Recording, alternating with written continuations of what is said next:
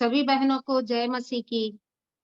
हमारे उद्धारकर्ता जीविते परमेश्वर के एमसी की प्यारे नाम में सभी बहनों को मेरा अभिवादन। पिछले कई महीनों से हम अनामिकाओं के बारे में सीखते आ रहे हैं। पिछले हफ्ते हमने श्रीमती केन के बारे में सुना। आप सब लोग प्रार्थना पूर्वक बैठिए, क्योंकि यहाँ पे बारिश का माहौल है, तो इलेक्ट्रिसिटी फेल ना हो। भले बारिश गिरे, पानी पानी गिरे भी, मगर इलेक्ट्रिसिटी फेल ना हो, इसके लिए प्रेयर कीजिएगा। और वचनों द्वारा परमेश्वर हम सब से बातें करने के लिए भी आप प्रेयर कीजिए, ताकि जो भी परमेश्वर हमसे कहना चाहते हैं वो हम समझ सके, और न केवल सुनने वाले लेकिन करने वाले भी हो सके। आज की हमारी अनामिका जो है, उसके बारे में यूहन्ना के सुसमाचार 4 अध्याय में जिक्र किया गया है। कम से कम 40 आयतें इसके बारे में कही गई है। तो सबसे मतलब ज्यादा आयतें या तो ज्यादा बातचीत या तो वार्तालाप हुई एक अनामिका है आज की। आज की जो हमारी नायिका है, समाज में उसका नीचा स्तर था, लो मैरिटल स्टेटस वाली एक स्त्री थी। अगर हम सामाजिक रीति से देखें तो उसकी कोई हैसियत नहीं थी, और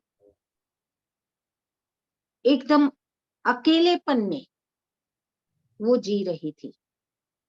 मगर फिर भी उसमें कुछ तो अच्छाइयां थी, जिस पर आज हम फोकस करेंगे।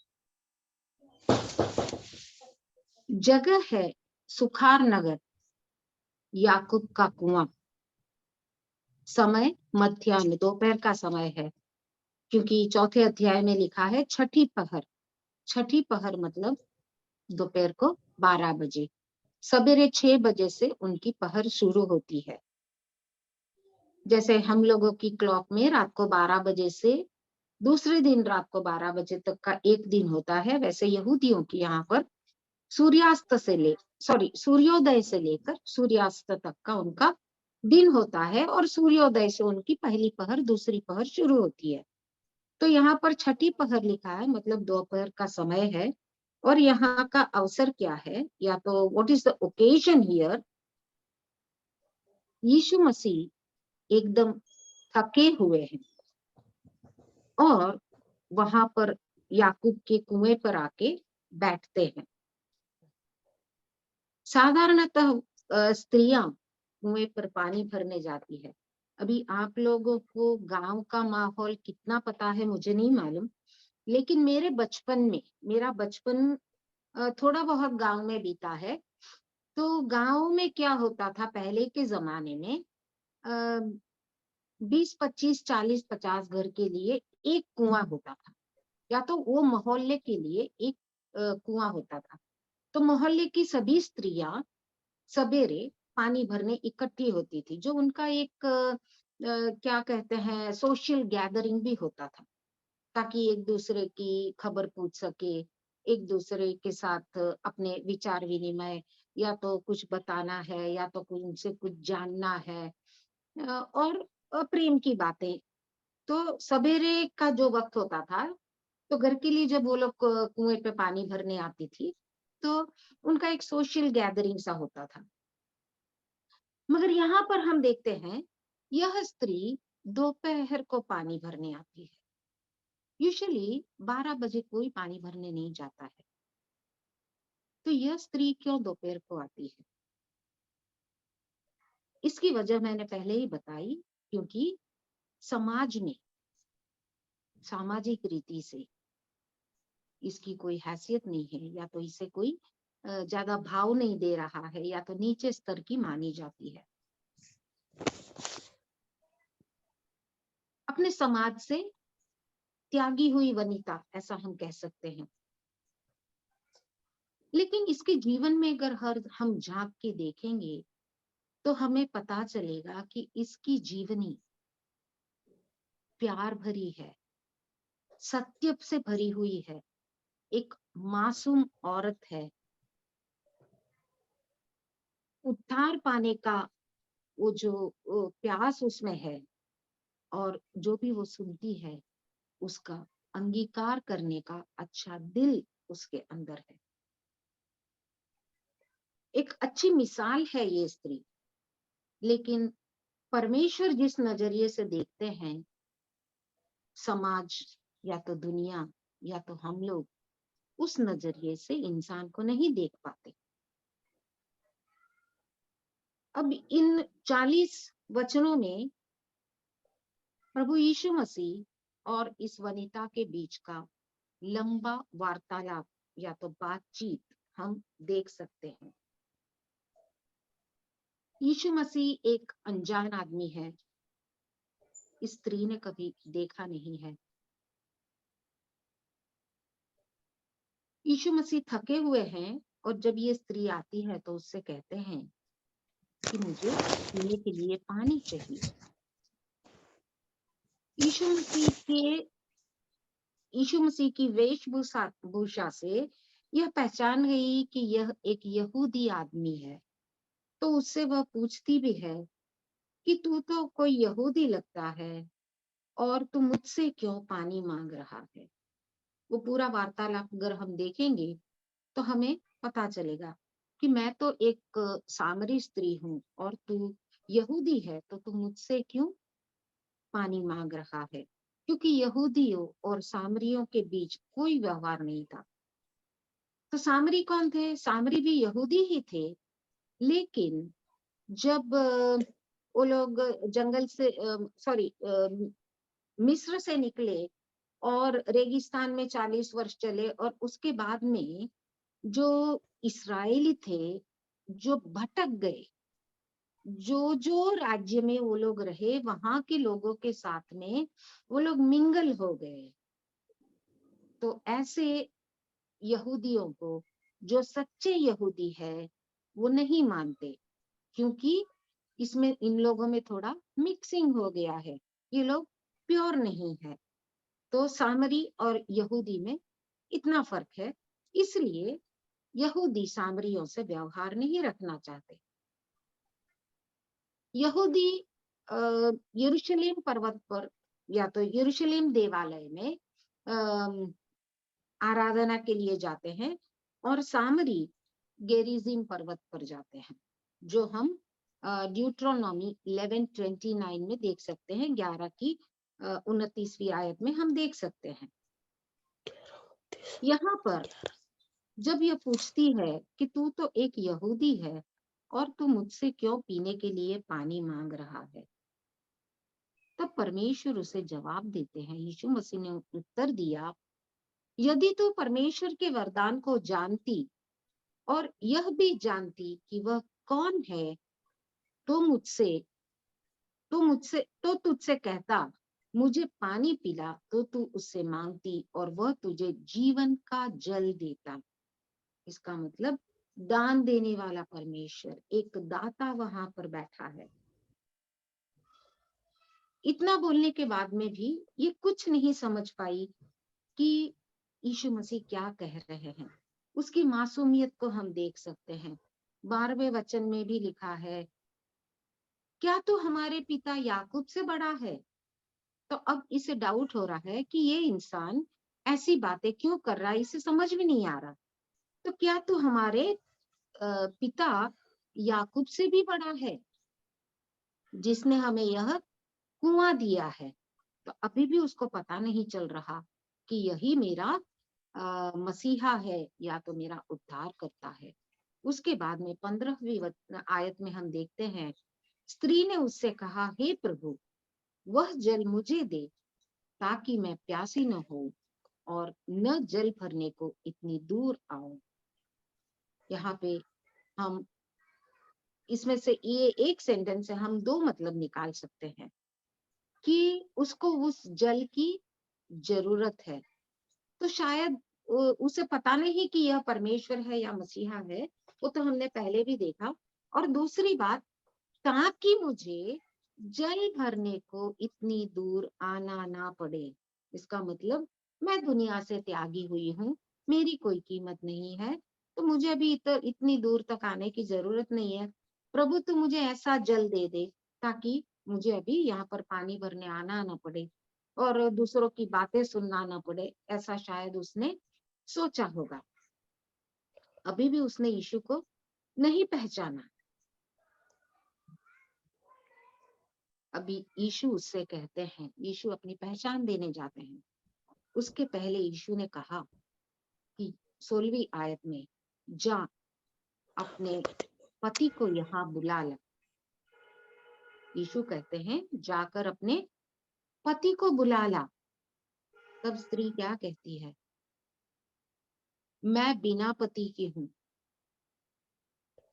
यीशु ने कहा, तू ठीक कहती है कि मैं बिना पति की हूँ, क्योंकि तू 5 पति कर चुकी है और जिसके पास तू अब है वह भी तेरा पति नहीं है।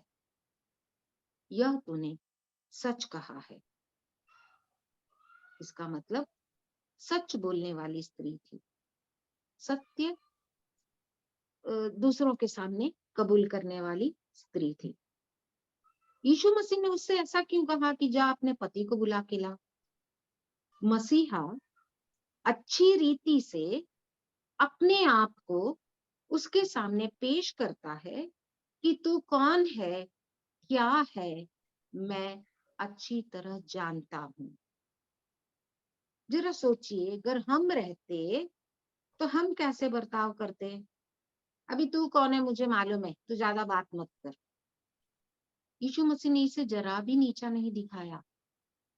यीशु मसीह जानते थे, मगर वो उसको बताना चाहते थे कि मुझे मालूम है तेरा जीवन में क्या हुआ है, या तो तेरा भूतकाल क्या है, वर्तमान क्या है, मैं जानता हूँ। अगर इतना बोलेंगे तो ही शायद इसे विश्वास आएगा कि यह प्रभु यीशु मसीह है। अब वो 19वीं आयत में कहती है, प्रभु मुझे ज्ञात होता है कि तू भविष्यद्वक्ता है। फिर भी मसीहा के रूप में उसने अभी तक नहीं देखा। इतना कुछ जब उसके बारे में परमेश्वर ने कहा तो वो समझी कि ये कोई प्रॉफिट है, भविष्यद्वक्ता है, मगर फिर भी मसीहा है उसका ज्ञात अभी तक उसे नहीं हुआ। और अब वो कहती कोई भविष्यद्वक्ता है, ये सुनने के बाद में मैं भी एक परमेश्वर में विश्वास करने वाली हूँ, या मेरे बाप दादा ये करते थे वो करते हैं। जो 20वीं आयत में हम देख सकते हैं कि हमारे बाप दादा भी पहाड़ पर ऐसे प्रेयर किया करते थे।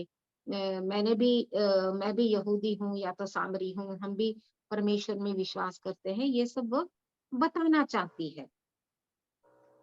परमेश्वर ने यहाँ पर उसे जरा भी नीचा नहीं दिखाया, फिर भी सत्य जो था उसके सामने रखा कि तेरे बारे में मैं सब कुछ जानता हूँ। और उसके दिल में पाप का बोझ, या तो पाप के बारे में उसके दिल में क्या कहते हैं, that she should understand what she has done is wrong. उसने जो भी किया है परमेश्वर जानता है और वो गलत है, तो उसका सिर्फ भान करवाना चाहते थे परमेश्वर कि ये जो तू सब बोल रही है सब बराबर है। तेरे पूर्वज प्रार्थना करने वाले थे, तू भी प्रार्थना करने वाली है, तू भी भक्ति वाली है, लेकिन तेरे अंदर छोटी सी गलती है जिसका तुझे सुधार करना है। बड़े प्यार से परमेश्वर ने उसके सामने यह बातें रखी। जरा सोचिए, यह स्त्री उसके जीवन में अलग अलग परिस्थितियों का सामना करके यहाँ पर परमेश्वर के सामने खड़ी है। यीशु मसीह यहाँ पर कहते हैं कि तेरे 5 पति थे। ये 5 पति कहाँ गए, क्या हुआ, उसके बारे में वचन यहाँ पर कुछ नहीं बताता, कोई जिक्र नहीं है। तो हम सिर्फ कल्पना ही कर सकते हैं, क्या वो पांचों की मृत्यु हुई, एक के बाद एक के बाद एक इनकी मृत्यु हुई? अगर ऐसा है तो इसके जीवन में इसने 5 पतियों को मरते देखा है, वो 5 बार विधवा हुई है, उसके जीवन में 5 बार आंधियां आई है, और उसका कोई नहीं है, ये ऐसा एहसास उसकी जिंदगी ने उसे दिया है। विधवापन का सामना, मृत्यु का सामना, समाज का सामना। अगर इनकी मृत्यु नहीं हुई है तो शायद इन्होंने इसे धोखा दिया है। हम ऐसा भी सोच सकते हैं, उस एंगल से भी हम सोच सकते हैं। इसका मतलब वह त्यागी हुई है। अगर कोई हमारा तिरस्कार करता है, जब कोई हमें त्याग देता है, तो हमारी मानसिक अवस्था क्या होती है? क्या वह हम झेल पाते हैं? तो जरा सोचिए, इस स्त्री को जीवन में 5 बार दुख झेलना पड़ा, वो भी छोटा दुख नहीं है। इसके उपरांत समूह का अपमान भरा व्यवहार, जो हम इसमें लिखा नहीं है फिर भी समझ सकते हैं, क्योंकि वो दोपहर को पानी भरने आती है।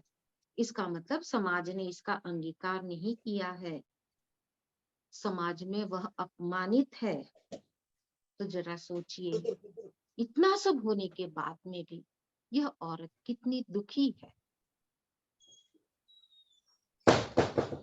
इतने दुख में भी उसने न तो अपना प्यार, न तो अपनी सच्चाई, न तो अपनी मासूमियत, कुछ भी नहीं छोड़ा।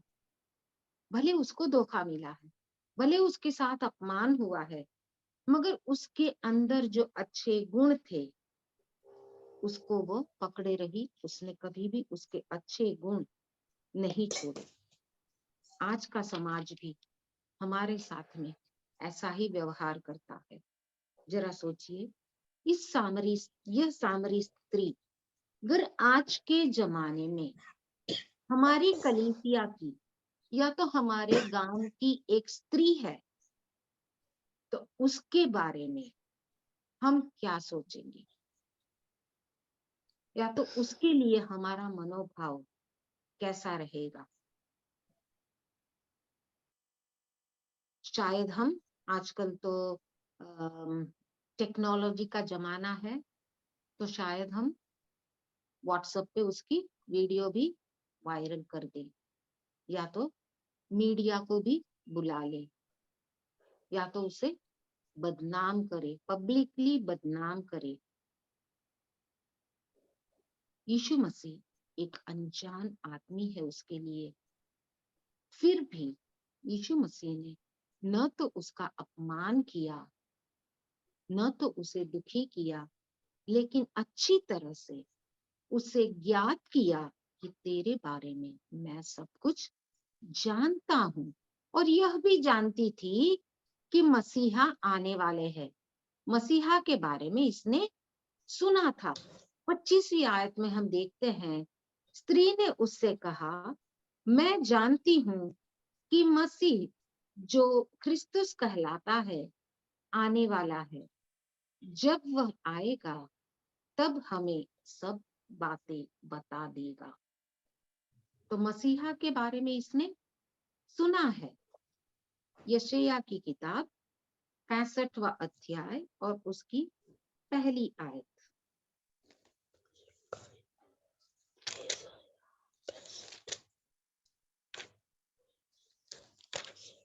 तो मुझको पूछते भी न थे, वे मेरे खोजी हैं। जो मुझे ढूंढते भी न थे, उन्होंने मुझे पा लिया।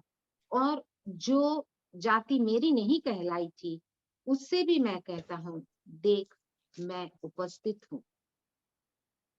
तो परमेश्वर की उपस्थिति, इसने परमेश्वर को नहीं खोजा, फिर भी उसके सामने परमेश्वर ने अपने आप को प्रकट किया।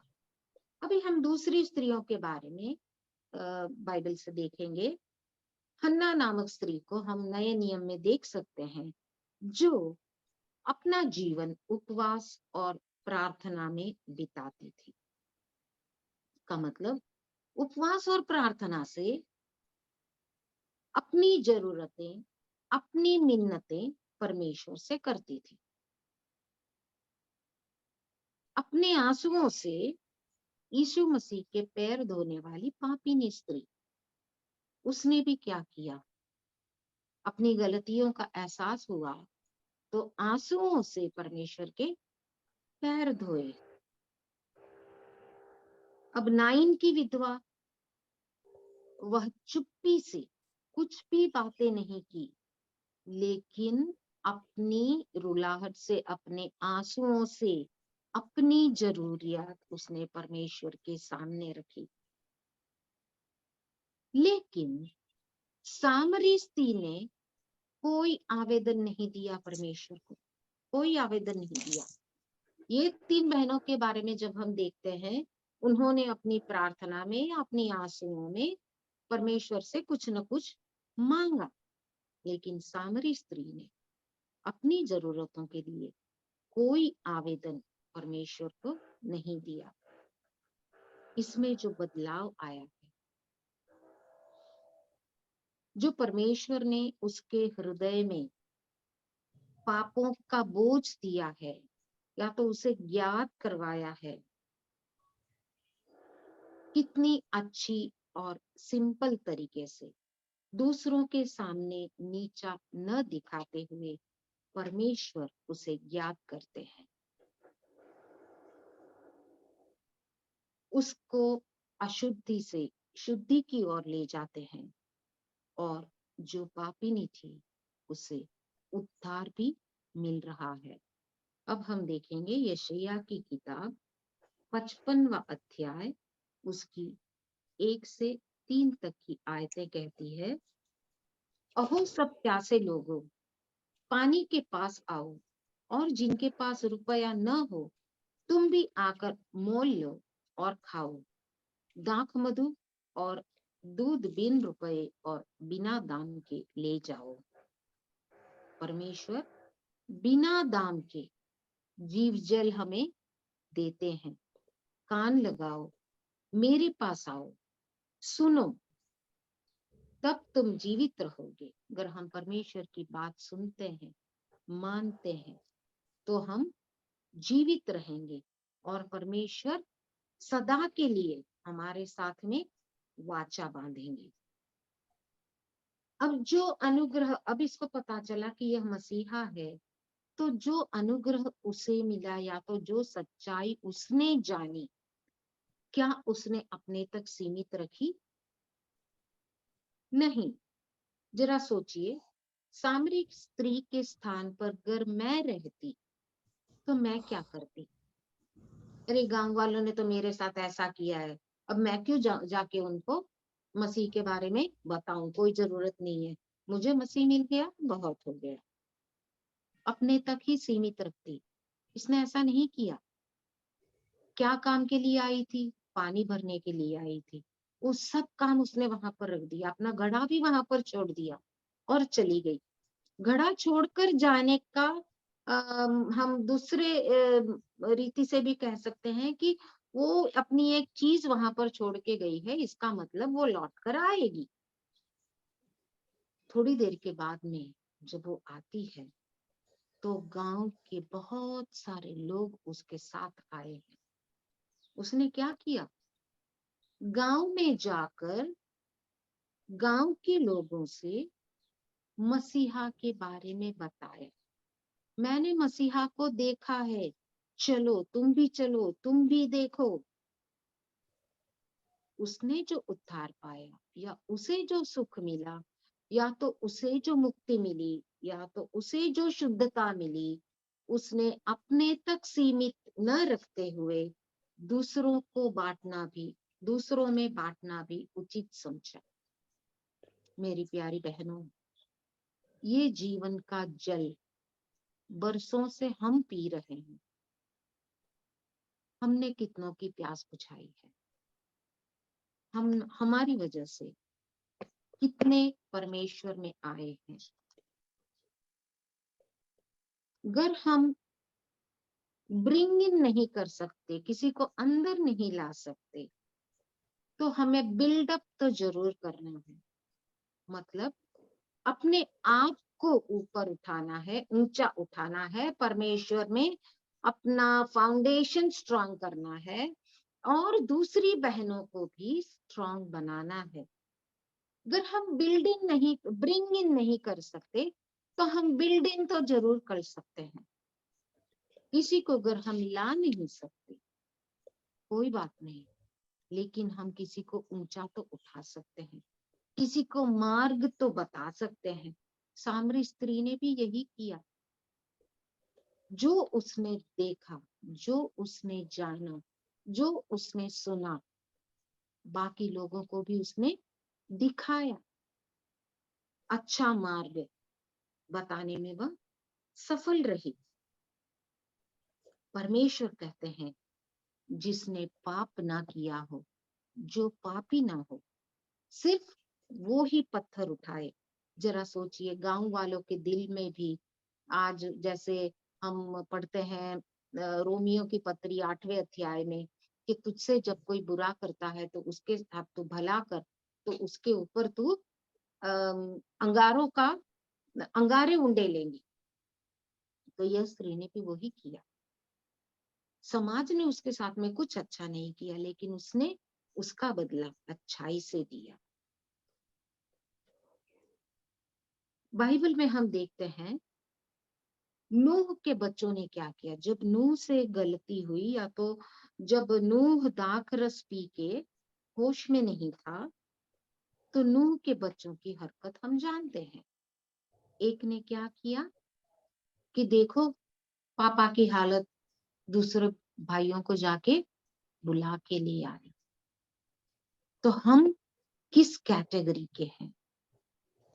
नूह के कौन से पुत्र की कैटेगरी में हम आते हैं? जैसे कि मैंने पहले कहा, हम मीडिया का पूरा इस्तेमाल करेंगे। तो जिसने पापा की नग्नता देखी या तो उस पर हंसा, उसको क्या हुआ? श्रापित हुआ वह। परमेश्वर की निगाह में, पिता की निगाह में, भाइयों के सामने वो श्रापित हुआ। जबकि दूसरे भाई को अनुग्रह मिला, क्योंकि उन्होंने क्या किया? अपने पिता की नग्नता को न देखते हुए उसे ढकने की कोशिश की। तो हमें भी दूसरों की बुराइयों को उघाड़ना नहीं है, क्योंकि सब गलती करते हैं। ऐसा कोई नहीं है जो गलती नहीं करता। मगर परमेश्वर कहते हैं जिसने पाप ना किया हो वही पत्थर उठाए। मूसा के बारे में हम देखते हैं। मूसा के बारे में न केवल हमारे बाइबल में, मगर यहूदियों के इतिहास में भी मूसा के बारे में लिखा है। वहां पर लिखा है, मूसा जब भेड़ के झुंड को चरा रहा था, तो उसमें से एक भेड़ कहीं पर खो गई, दिखाई नहीं दी। तो मूसा चिंतित हुआ और उस भेड़ को खोजने के लिए वो निकल पड़ा। बहुत कष्ट उठाकर बड़ी दूर गया, तब उसने जाकर उस भेड़ को देखा, ढूंढ निकाला। अगर हमारा बच्चा या हमारे कलीसिया की कोई भेड़, मतलब विश्वासी, ऐसे भटक जाता है या तो झुंड से अलग होता है, तो हमारी प्रतिक्रिया क्या रहती है? हम या तो डांटेंगे या तो कुछ भी बोलेंगे। चरवाहा भी क्या करता? एक छड़ी लेकर शायद भेड़ को दो मार मारता कि तूने क्या किया, झुंड में नहीं रह सकती थी क्या, इतने दूर आने की क्या जरूरत थी? लेकिन मूसा ने क्या सोचा पता है? ये बेचारी भेड़ प्यासी थी, मुझसे ऐसी कैसी गलती हो गई कि इसकी प्यास को मैं देख नहीं पाया, समझ नहीं पाया, और मेरी वजह से तुझे इतना लंबा, इतनी दूर तक आना पड़ा। इस रेगिस्तान में अकेली तूने इतनी ट्रैवल किया। मूसा ने ऐसा सोचा, और फिर वापसी में क्या किया, चल एक रही हो कदम भी उस भेड़ को जी। चलने नहीं दिया। अपने कंधों पर रखकर भेड़ को बड़े प्यार से वो झुंड की तरफ वापस ला रहा है।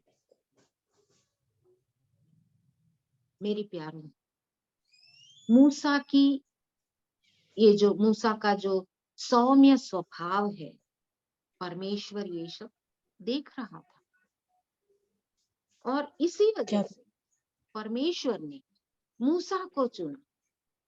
परमेश्वर को अब मतलब खातरी हो गई कि मूसा, जो भेड़ भटकी हुई है, जो मेरे लोग भटक चुके हैं, उन्हें एक साथ झुंड में लेकर चलने वाला अच्छा नेता है।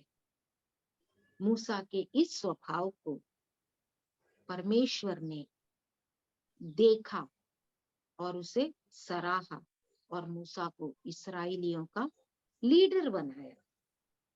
हमारे सामने भी कई भेड़ें भटक जाती हैं, तो उन्हें वापस लाने में क्या हम सक्सेस हो रहे हैं?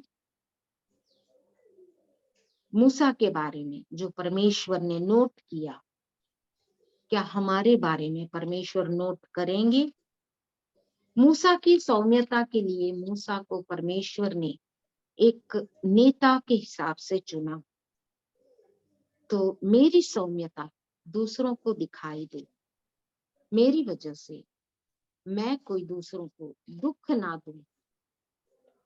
यह हमें हमारे जीवन में मूसा के और इस सामरी स्त्री के जीवन से सीखना है, कि सामरी स्त्री ने भी, भले समाज ने उसे दुख दिया, लेकिन उसने उसका बदला अच्छाई से दिया, और अच्छी गवाही वह वहां पर प्राप्त कर पाई, और उसकी वजह से बहुत सारे लोग परमेश्वर की ओर आकर्षित हुए।